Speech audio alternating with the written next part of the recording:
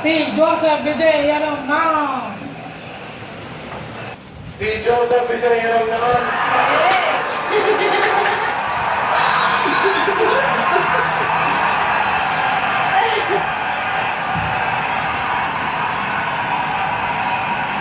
சட்டப்படி அமைக்கப்பெற்ற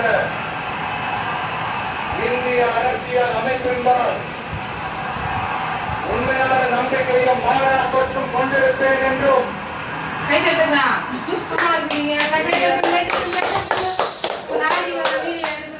முழு முதல் ஆட்சியையும் ஒருமையையும் நிலைநிறுத்துவேன் என்றும் தமிழ்நாட்டு அரசின் முதலமைச்சராக உண்மையான என் கடமைகளை நிறைவேற்றுவேன் என்றும்